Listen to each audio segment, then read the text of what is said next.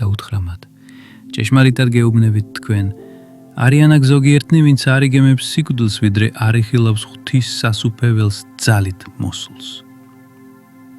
და 6 დღის შემდეგ იესო წაყვანა პეტრე, იაკობი და იოანე და აიყვანა მაღალ მთაზე მათთან ერთად მხოლოდ ის და გარდაისახა მათ წინაშე. და მისი ტანის ამოსი გახდა კაშკაშა, ძალიან თეთრი. ისეთი თეთრიც, როგორიც დედამიწაზე არც ერთ მკერავს არ შეუძლია გაათეთროს. და გამოჩნდნენ მათ ელია მოსესთან ერთად, რომლებიც საუბრობდნენ იესოსთან. და მიუგო პეტრემ იესოს და უთხრა: რაბი, კარგია რომ აქ ვართ. გავაკეთოთ 3 კარავი, ერთი შენთვის, ერთი მოსესთვის და ერთი ელიისთვის. რადგან არ იცოდა რა ეთქვა, იმდენად შეშინებულნი იყვნენ. და იყო ღრუბელი, რომელმაც დააფარა ისინი.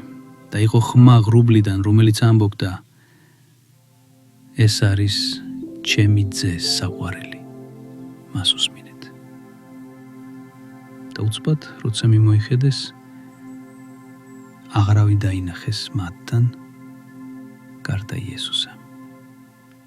და როცა ჩამოდიოდნენ მთიდან, უბრძანა მათ, რომ არავისთვის ეთქვათ, რაც იხილეს, სანამ ძეკაცი სამკვდრეთით არ აღდგებოდა. და შეინახეს ეს სიტყვა. და ერთმანეთს ეკითხებოდნენ, რას ნიშნავდა მკვდრეთით აღდგომა. და კითხეს მას, რატომ ამბობენ მწიგნობრები, რომ ჯერ ელია უნდა და მიუგო ერთმა ბრბოდან: მოძღვარო, მოგიყვანე ჩემი ძე, რომელსაც უგონო სული აქვს. და სადაც კი შეხვება აგდებს მას, ის ქაფს იღებს, კბილს აჭერს და რჩება გონება დაკარგული. ვთხოვე შენს მოწაფეებს, რომ გაედევნათ იგი, მაგრამ ვერ შეძლეს.